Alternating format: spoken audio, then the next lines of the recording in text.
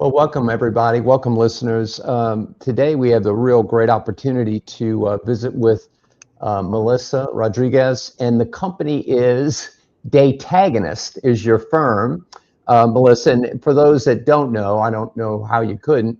Melissa's been really at the forefront of research in our space for quite a while, working with MindBody, HFA, and others. And I'm proud to say that we commissioned some research that she did for the Fitness Industry Technology Council, and we're going to talk about that report. Melissa, welcome, and thanks for joining us after the Snowmageddon a few days ago.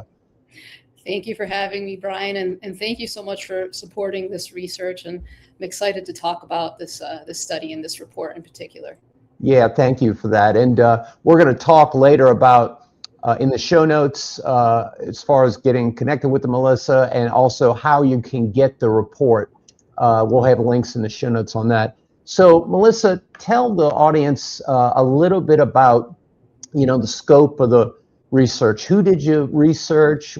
How did you break it down? Give us an idea of the scope, and then let's get into some specifics.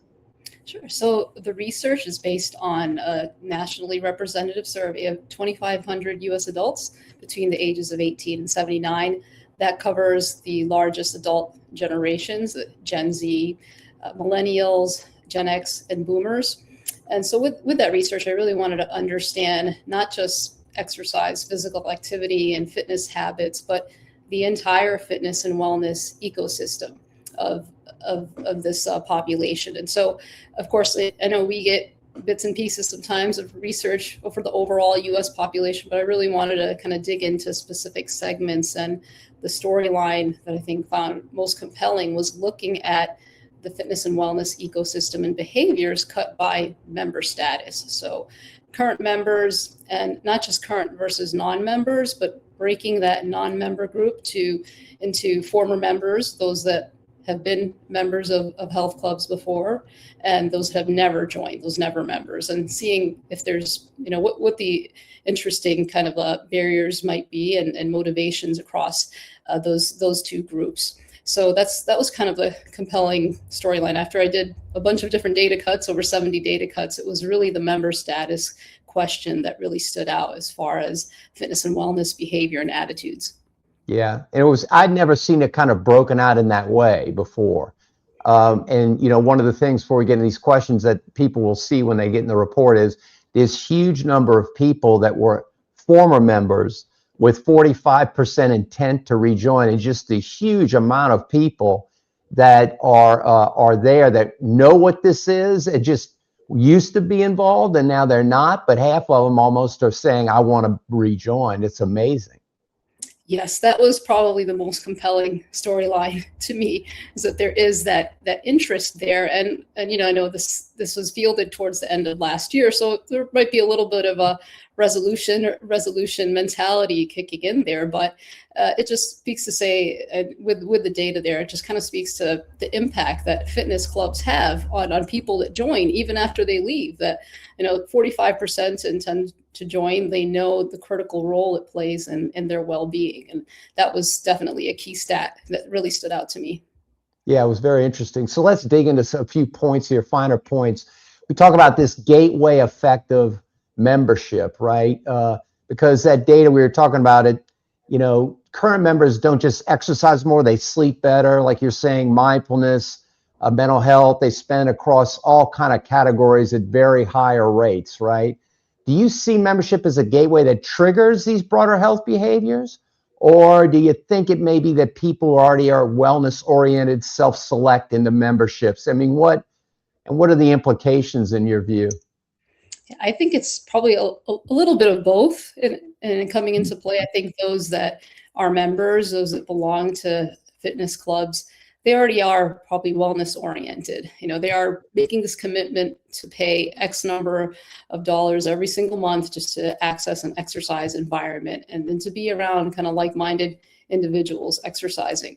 But at the same time, we know that our gyms and fitness clubs are evolving into wellness hubs. They're well-being centers. So they're the members are being exposed to additional offerings beyond, group exercise and personal training. They're being exposed to recovery services, whether it's massage beds, devices, the entire kind of range of recovery services that might be available at the club, along with access to practitioner-led services, whether it's massage, body work, weight management treatments. So it's a little bit of both kind of factors coming into play. So as members, not only are they wellness oriented, but they're also kind of being exposed to additional layers of well-being to supplement their routines. Yeah, I agree. I think that's insightful. You get into the report on technology, and of course, because we commission the work, that's another great, valuable part of this report. So from a Fitness Industry Technology Council perspective, it's particularly important because your data show that about 2/3 of current members use digital fitness weekly. Nearly half are hybrid users. They're blending facility and at-home digital experiences. And Europe Actors report showed some similar breakdowns from the other, prior year with Europe. A few years ago, people really were debating about digital replacing facilities. Do you think that this research kind of puts that to rest and seeing how people are actually doing this? And, given that former members have a 37% weekly digital tech adoption, how should you think about that as far as, reactivating a channel to customers that aren't your customers right now? I mean, what are your thoughts on tech in general, given these statistics?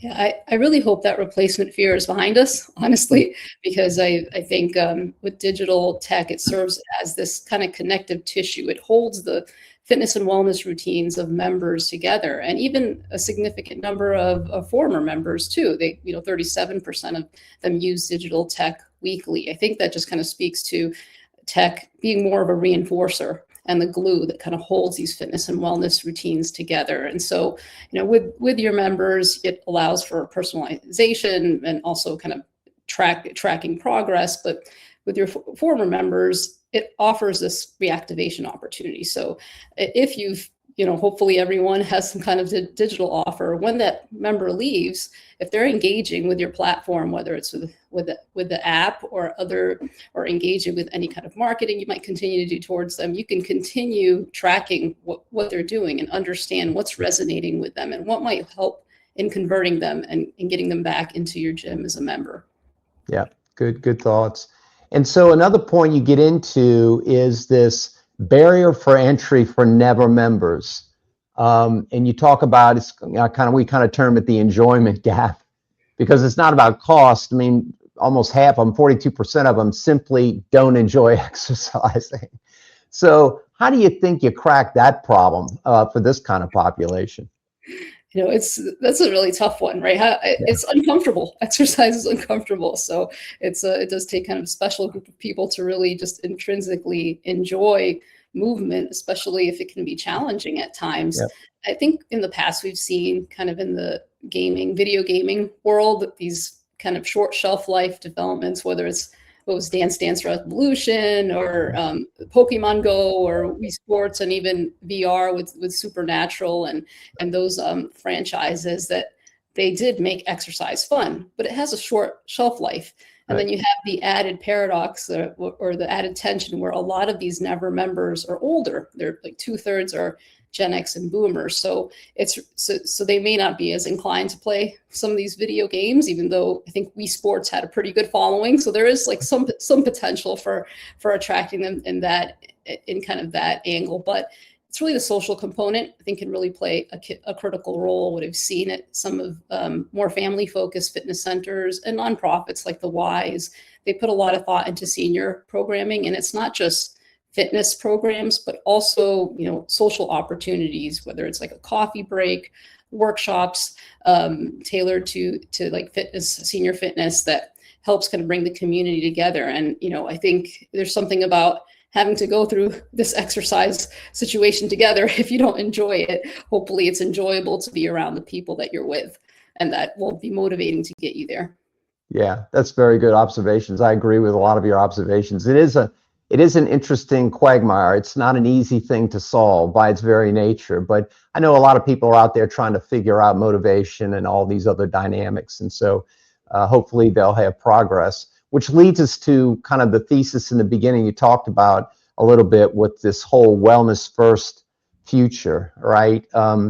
So you reveal in this research that members are more interested in adding wellness services, massage, coaching, breath work, saunas, than adding new physical activities. So when you combine the fact that 79% already use wellness services and 65% practice meditation and such, are we looking at a redefinition of the fitness facility and what it actually is?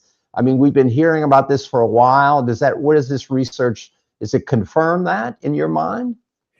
I think so. I think it confirms that, the fitness club, it's a well-being hub now. It's not just a place to exercise. And that's why we're seeing operators invest more in recovery and wellness. And I think that's just meeting the holistic demands of the new consumer, that they know that maybe exercise is that foundation to well-being, but it's more than that. It's well-being is more than that. It's those mental health services. It's understanding how to recover and working with your gym and your practitioner, personal trainer to put together a recovery plan. So I think we're just going to see more of that adoption among gyms, the wellness and recovery increasing in the future. Yeah, no, I agree. And a lot of trends point to that. And I think you're right. And that's what's great about this survey, kind of confirms some of those things that we're hearing from other places as well. In general, Melissa, you've done a lot of different research over the years. I've read all of it. Fantastic stuff. What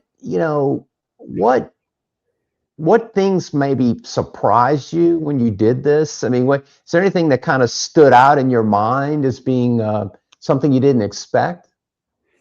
Yes, I think the former member information was really interesting, and seeing that former members, they're very different from never members, and converting them should be theoretically more simple than converting never members. And I think some of the stats for the former members, just kind of understanding that even though they may have left their gym, they didn't stop exercising. They're still exercising at home, outdoors, and even occasionally as non-members at their fitness clubs. And they're using digital tech as kind of the supporting layer for all of that. And that 45% number really stood out. And after adjusting that, that's about 26 million former members that are interested in joining and rejoining a health club. That's a really significant number for our industry.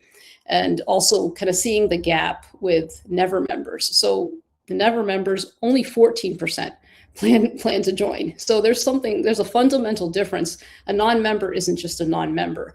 There's some very fundamental attitudinal differences between those that have belonged and that those have never ever joined a health club. Yeah, and it kind of gets down to the underlying aspect of retention, which is always, so important, because when you lose people, you have to pay to get them back, right? And but it is a large market. I found that very surprising as well. I didn't even think of that before, which I think in the day, Michael Scudder in the day would talk to me about this a little bit. If you remember Michael, he would discuss that a little bit about the ex-members were a large population. I just don't remember seeing it in real clear numerical terms, but based on this research, it's big. It's a lot of people. It is. It's a lot of people, a lot of opportunity there, but they're just so fundamentally different. Yes. Those two groups, and really understanding it and knowing what's the probably easier conversion, which I do think is those former members, it just presents like a big opportunity. And I think also with the former member research, understanding why they left could hopefully reinforce what we understand and give kind of new understanding around retention. Like usage, we know cost is always up there, but visits and usage was a significant reason for leaving. And so I think that's on the operator side, really using your tech to track those usage and visits, and listening to that, I think, is like a very key indicator of churn. And I've heard Dr. Bedford talk about that too, not just visits, but when they're visiting, just making sure that your stack is like enabled to track that, and you have someone a human in the loop there to close that and to follow up. Yeah, yeah. Paul's been preaching about that for a long time. He's been spot on. Melissa, thank you for doing the work. Where could everyone connect with you at Datagonist is the company, and yourself? How is it best to reach out to you? I think I'm pretty active on LinkedIn. That's probably the best way to reach me. My email address is melissa@exerciseboston.com, but I think LinkedIn is probably your best bet, but I am responsive via email too. And just want to thank you again, Bryan. Thank you and Fitzy for supporting this research. I'm excited to get it out there, and hopefully it adds to our collective understanding in the industry, not just in the US, but on the global level as well.